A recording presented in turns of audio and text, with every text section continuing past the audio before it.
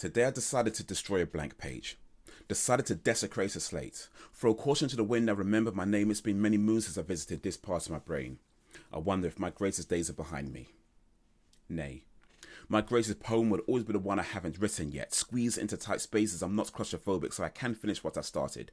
The journey to world's domination. This planet isn't ready. Another 8,000 years before anyone understands me. It's like comparing animation to hieroglyphics to tell stories. Once upon a time, there were three kings who kept secrets. Each wanted to take the other's riches, but didn't know how to pursue with it. I earned the trust of all of them, permitted to their close quarters, and when least expected, slit their throats when they were sleeping. My legacy is built on blood money. The desire for more at all costs is a painful life to be living, but ambition is a beautiful beast.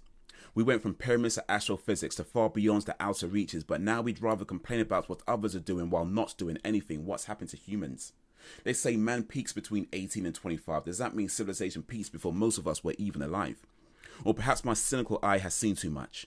Maybe I haven't seen enough. Tree trunks lean when the wind is too much. Leaves sever ties when it's time to give up. So why lets this blow me any more than the wind? It used to be a wonderful thing.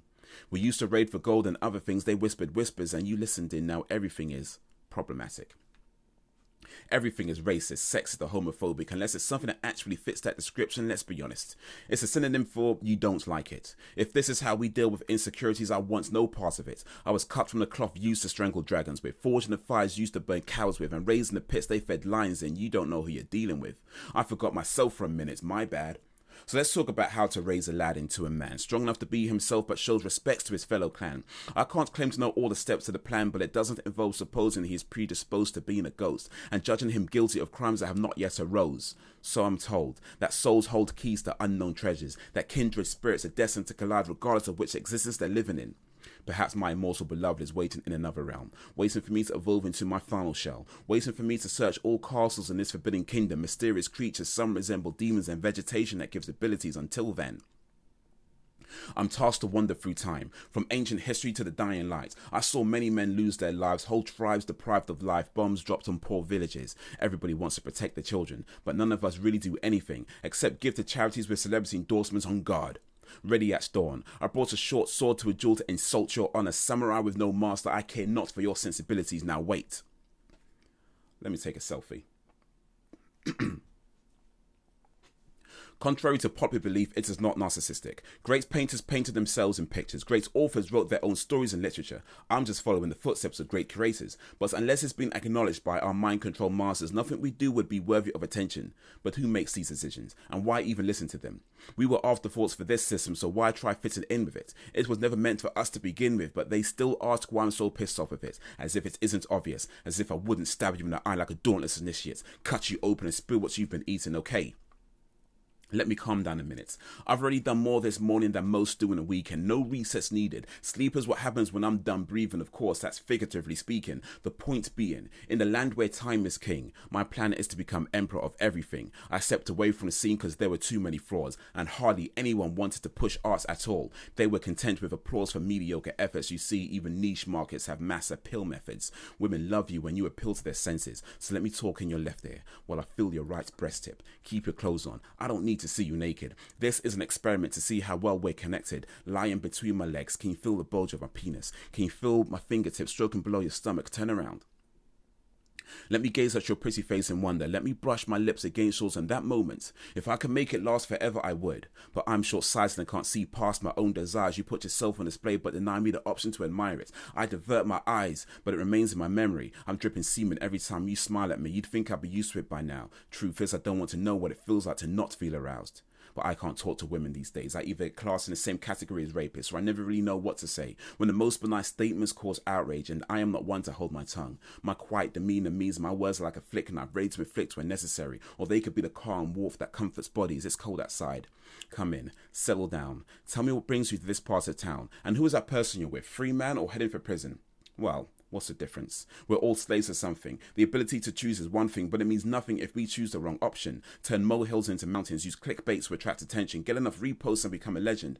But I'm not interested in your social activism if black lives only matter when cops kill him, or if women's rights only matter when there's money in it. But right now, I don't really feel like going into it. Psych, I came here to dig into it. I came here to annihilate safe spaces. If you're not perceiving me to be a threat, then you're perceiving me incorrectly. Hold on a second. Time for another selfie.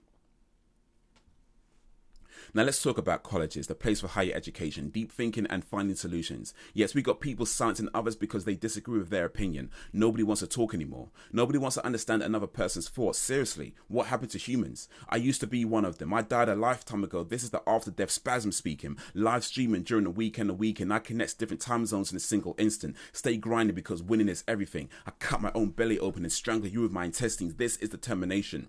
You want to take credit for everything, enjoy all the benefits, but to avoid the responsibilities that comes with it. What do you think this is? A game? Because if it was, I'd still win it. And I don't need to hop the stadium wall to have a chance in it and still have enough time to cross the line back, because this is my house. You wipe your feet when at the entrance. Respect the rules of the temple. No talking when prayer commences. Not even to silence the laughing children. Grown men in attendance. I get the impression they're only here to impress earthlings, claiming to be committed, but secretly following what is strictly forbidden. I recognize hypocrites because I'm one of them. I acknowledge it's no justification. I'm not patient enough to be impatient. Everyone I know humbugs altruism. The most honest of them are whores and charlatans. Normal is what they're all wanting, but it's only normal if it avoids questions. So the fact you keep asking means it's not accepted. You can't reconcile your own life choices, yet you want the world to embrace them. Keep asking, but fair warning, the truth is poison if the question is disingenuous. I got sick of faking it. They say life's a state and I'm ready to exit. I've already planned it, cleared my locker of its contents, gave my clothes to the homeless, posted I'd be deleting my social network. Now I will not be expected. Find a place that is highly secluded. Take 2 guns in case one isn't working. If no one is around to hear it, would it still make a sound? If the body decomposes before anyone noticed, would you know it was ever around? My whole life has been a battleground, but I've since found that man's torture is largely ignored and suicide victims are never considered heroes of war. But as I said before, since we've been told what to adore, we have no idea what we're living for. Most of us will die never doing more, from the opening of the womb to the closing of the coffin door. I sat on the fence, never wanting to get involved, but there's too many extremists. I couldn't let them rule the world, couldn't let them take control under the guise of justice. The ones who make promises are the ones to hold suspects. This is how it's been for ages. It's nothing new. Picking between the beautiful lie and the ugly truth. One of them makes you feel better, the other one means we have work to do. But ain't nobody got time for that.